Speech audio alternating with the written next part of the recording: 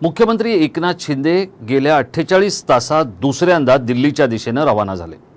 मंगळवारी कॅबिनेट संपल्यानंतर मुख्यमंत्री आणि उपमुख्यमंत्री देवेंद्र फडणवीस हे दोघे जण दिल्लीला गेले आणि तिथून आल्यानंतर त्यांनी पालकमंत्र्यांची यादी जाहीर केली। आता 48 तासात दुसऱ्यांदा ज्यावेळेला मुख्यमंत्री दिल्लीला गेलेले आहेत तेव्हा तिथून आल्यानंतर ते नेमकं काय जाहीर करणार, महामंडळ जाहीर करणार, विस्तार जाहीर करणार की आणखी काय जाहीर करणार असा प्रश्न अनेकांना पडलेला आहे। पण सध्या जे काही राज्यात सुरू आहे त्याच्यामुळे हिरवी शांत संयमी मितभाषी असलेल्या कमी बोलणाऱ्या मुख्यमंत्र्यांचं जणू काही डोकं प्रचंड ठणठणतंय आणि भणभणतंय अशी परिस्थिती ही सगळ्यांनीच करून ठेवली आहे। मग त्यामध्ये भाजपवाले आहेत, अजितदादा आहेत, स्वपक्षीय आहेत, म्हणजे आपलेही छळतायत आणि परकेही छळतायत। त्यामुळे मुख्यमंत्र्यांचं डोकं भणभणतंय। नेमकं काय झालंय हेच मी आपल्याला सांगणार आहे। नमस्कार मित्रहो, मी राजेश कोचरेकर आणि आपण पाहताय टाइम महाराष्ट्र। मित्रहो, गेल्या 48 तासात दुसऱ्यांदा दिल्लीवारी करण्याचा प्रयत्न हा मुख्यमंत्री एकनाथ शिंदे यांच्याकडून झालेला आहे। पहिल्यांदा ते गेले, पालकमंत्र्यांची यादी आणि त्याच्यावरची मोहर उमटवून आले। आता ते दुसऱ्यांदा गेलेले आहेत। पण कालच्या दिवशी म्हणजे बुधवारी अक्षरशः मुख्यमंत्र्यांना त्यांच्या डोक्यावरचे केस उपटेपर्यंत त्यांच्याही मंडळींनी हैराण करून टाकलं आणि भाजपच्याही मंडळींनी हैराण करून टाकलं, राष्ट्रवादीच्या लोकांनी पण हैराण करून टाकलं। याचं कारण काय आहे तर याचं कारण ही जी पालकमंत्र्यांची यादी जाहीर झाली, या पालकमंत्र्यांच्या यादीमध्ये जे काही पालकमंत्री होणं अपेक्षित होतं ते व्हावे की होऊ नये, ते झाले तर कोण व्हावे याच्याबद्दलचा कात्याकूट इतका पराकोटीचा होता की काही विचारता सोय नाही। आता पुणे जे चंद्रकांतदादा पाटलांकडे होतं ते चंद्रकांतदादा पाटलांना सोडायचं नव्हतं। त्याचप्रमाणे दुसऱ्या बाजूला छगन भुजबळ यांना नाशिक हवं होतं, ते त्यांना मिळालं नाही, त्यामुळे भुजबळ नाराज होते। रायगडमधली परिस्थिती तर मुख्यमंत्र्यांना अक्षरशः जेरी सांडणारी ठरलेली आहे, कारण तिथे रायगडवर दावा केलेला आहे तो सुनील तटकरेंची कन्या आदिती तटकरे यांनी आणि त्याच वेळेला भरत गोगावले यांनी। पण भरत गोगावले या क्षणाला ते मंत्री पण नाही आहेत, त्यामुळे त्यांचं म्हणणं असं होतं की आदिती तटकरे यांना पालकमंत्रीपद देऊ नका, त्याच्या व्यतिरिक्त दुसऱ्या कोणाचा विचार करा। पण आता येणाऱ्या विस्तारामध्ये आपणच मंत्री होणार आणि आपल्यालाच रायगडचं पालकमंत्रीपद हवं ही भूमिका घेतली आहे भरत गोगावलेंनी।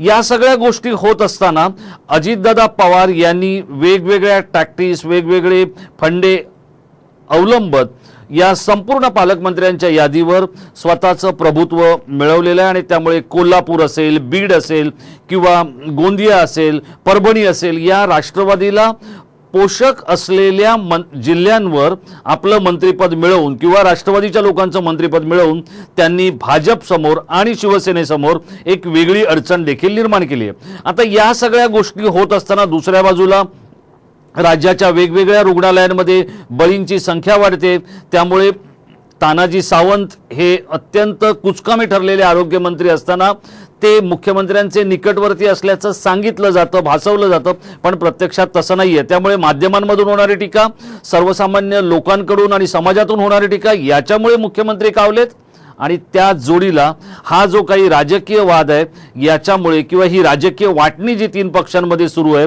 त्याच्यामुळे देखील मुख्यमंत्री कमालीचे हैराण झालेत।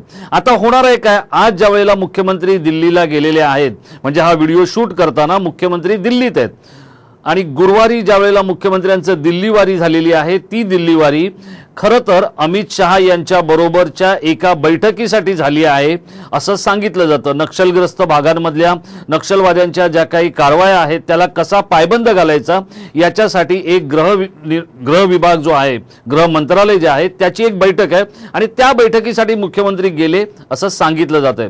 पण हे जरी कारण असलं किंवा हे प्रथमदर्शनी किंवा हे समोर दिसणारं कारण असलं तरी याच्या मागे महामंडळाचा तिढा कसा सोडवायचा, भाजपच्या कार्यकर्त्यांवर आणि पदाधिकाऱ्यांवर खूप मोठा अन्याय हा राष्ट्रवादीमुळे होतोय हे आता राष्ट्रवादीचे लोक बोलायला लागलेत आणि त्यामुळे कोल्हापूर सारख्या ठिकाणी समरजित घाडगे यांनी तर थेट पालकमंत्री हसन मुश्रीफ यांनाच ललकारलंय। त्यांनी सांगितलंय तुमची मनमानी करू नका, चौकटीमध्ये राहूनच तुम्हाला काम करावं लागेल, जर चौकट तोडलात तर आमचा विरोध तुम्हाला कायम राहील। हे ज्या वेळेला समरजित घाडगे हसन मुश्रीफांना सांगतायत, त्यावेळेला युतीमधली डोकेदुखी वाढणार हे तर अगदी स्पष्ट झालेलं आहे. आता हे पालकमंत्र्यांच्या बाबतीतलं झुकतं माप हे भाजपने आणि मुख्यमंत्री एकनाथ शिंदे यांनाही ते नाईलाजाने राष्ट्रवादीला द्यावं लागलंय. आता महामंडळांची वाटणी होणार आहे, तेव्हा काय होणार? मुख्यमंत्री तेव्हा झुकतं माप कोणाला? स्वतःच्या पक्षातल्या आमदारांना देणार, भाजपच्या लोकांना देणार, की पुन्हा राष्ट्रवादीचेच लाड पुरवले जाणार?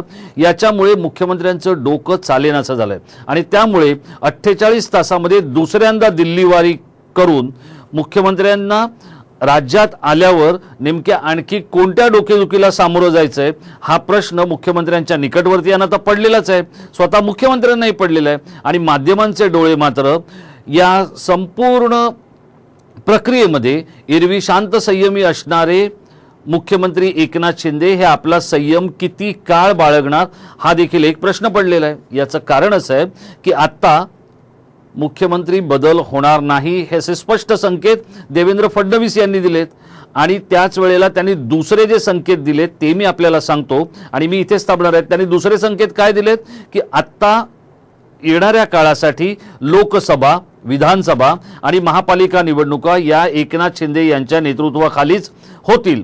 अजितदादा यांना जर मुख्यमंत्री व्हायचं असेल किंवा करायचं असेल तर ते पूर्ण 5 वर्षासाठी करू, याचा अर्थ स्पष्ट झालेला आहे की अजितदादा हे कधीच मुख्यमंत्री होणार नाहीत.